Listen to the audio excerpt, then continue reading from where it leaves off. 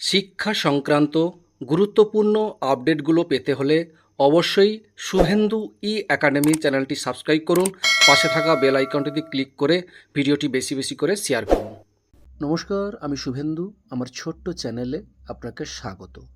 Government of West Bengal finance department pension branch থেকে অত্যন্ত গুরুত্বপূর্ণ একটা নোটিফিকেশান জারি করা হয়েছে।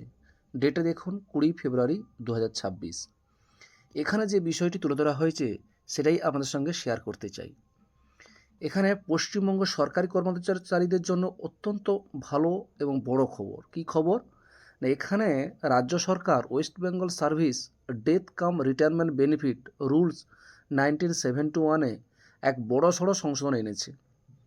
এখন থেকে সরকারি কর্মচারীর মৃত্যুর পর ডেথ গ্র্যাচুইটি বা মৃত্যু আনুতোষিক পাওয়ার ক্ষেত্রে পরিবারের সংজ্ঞায় বড় পরিবর্তন করা হয়েছে। কি বদল করা হয়েছে? এই যে নতুন বিজ্ঞপ্তিটি দেওয়া হয়েছে, সেই বিজ্ঞপ্তি অনুযায়ী পরিবারের সদস্য হিসাবে এখন থেকে নিচের যে তালিকাটা পরপর দেখতে পাচ্ছেন, এই তালিকা অনুযায়ী সবাই অন্তর্ভুক্ত হবেন। কি? অবশ্যই যদি স্বামী সার্ভিস করেন অবশ্যই স্ত্রী সুযোগ পাবে, আবার স্ত্রী চাকরি করলে স্বামী সুযোগ পাবে, এবং পুত্র সন্তান তো অবশ্যই পাবে। সৎ ছেলের ক্ষেত্রে সেটাও অন্তর্ভুক্ত করা হয়, যদি সৎ ছেলে থাকে সেটাও অন্তর্ভুক্ত করা হয়েছে এখানে। আরও কি করা হয়েছে? অবিবাহিত বা বিধবা এবং বিবাহ বিচ্ছিন্ন কন্যা, যেমন সৎ মেয়েও এখানে অন্তর্ভুক্ত করা হলো। আরও বলা হয়েছে কি না, 18 বছরের কম বয়সী ভাই এবং অবিবাহিত বা বিধবা বোন এদেরকেও অন্তর্ভুক্ত করানো হলো। সঙ্গে বাবা এবং মা যে কেউ হতে পারে।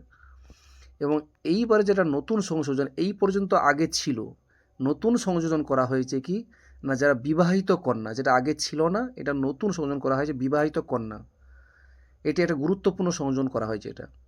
অর্থাৎ যাদের ক্ষেত্রে কর্মচারীর মৃত্যু এই বিজ্ঞপ্তি জারির আগেই হয়েছে, কিন্তু বিবাহিতা বা বিবাহ বিচ্ছিন্ন কন্যার গ্র্যাচুইটি সংক্রান্ত কেসটি এখনও অমীমাংসিত পড়ে আছে, সেই ক্ষেত্রগুলিও এখন নতুন নিয়মে, অর্থাৎ এই যে অর্ডার দেওয়া হয়েছে সেই নিয়মেই বিবেচনা করা হবে বলে এই গুরুত্বপূর্ণ অর্ডারে জানানো হয়েছে।